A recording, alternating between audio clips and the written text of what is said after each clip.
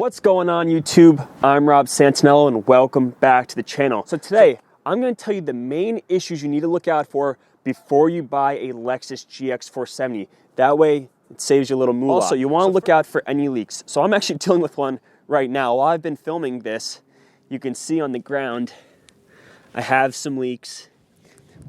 I think it might be a transmission line. It's coming kind of down the radiator, but it's from above. I haven't really looked into it too much so far. So you want to look out for leaks. These vehicles are known to have kind of crappy radiators, and you'll see them mostly leak in the left-hand corner here.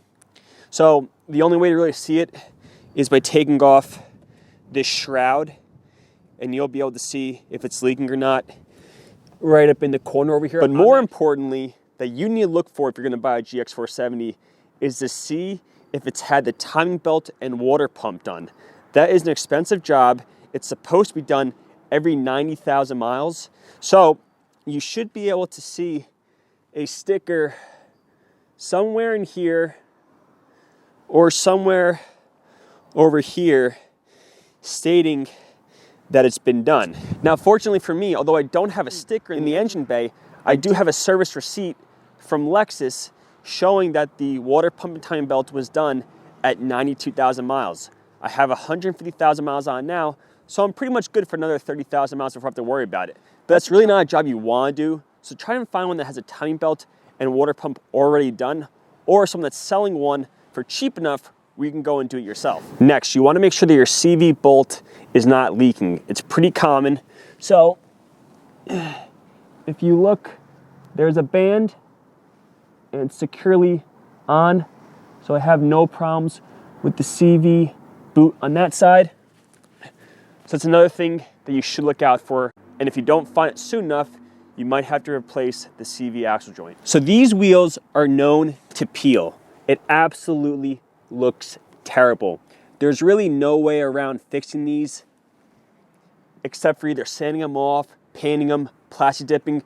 But what you really want to do, just get some bigger tires and get some nice aftermarket wheels. Next, so the rear has air suspension. Like most vehicles that have air suspension, it will fail at some point and you will be left sagging in the rear.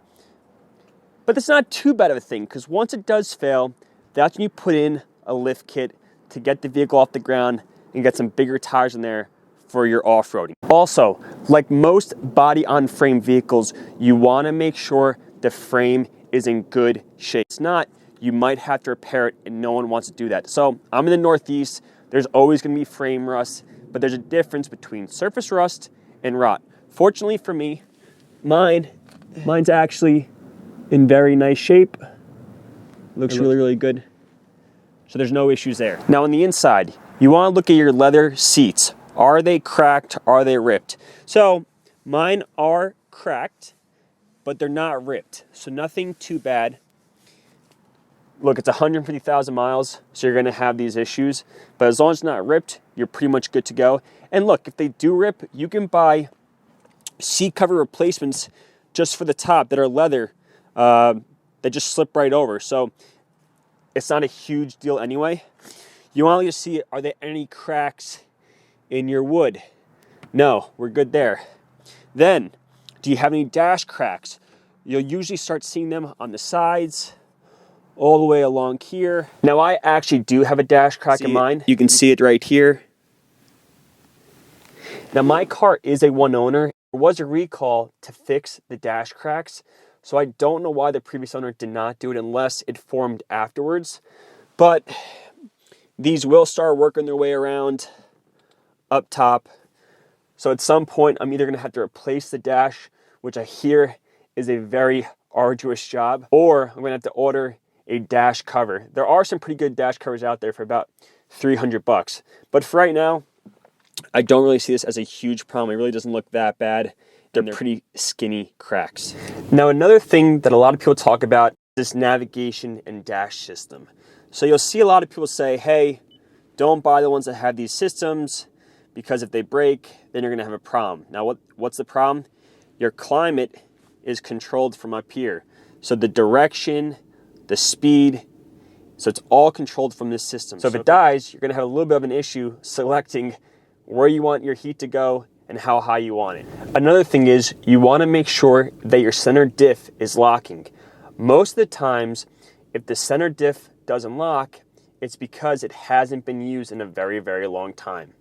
So every so often, you want to make sure that you lock that center diff. So I'll show you how you can tell if your center diff locks or not. First, let's put this into neutral. So you're going to hit that center diff lock button. You're going to see VSC go off, and then you're going to see it stop blinking and hold. If it holds, you know your center diff lock works. If it doesn't hold, your center diff does not work. And then you're going to turn it back off by hitting the button again. Everything should go away, and you're good to go. All right, so those are some things that you need to look out for if you're going to buy a Lexus GX 470. Don't kill yourself by buying something and find out that it does not work properly. Very simple, very quick, and very easy. If you found this video useful, don't smash, but gently hit that like button, subscribe, and I'll see you in the next one. Peace!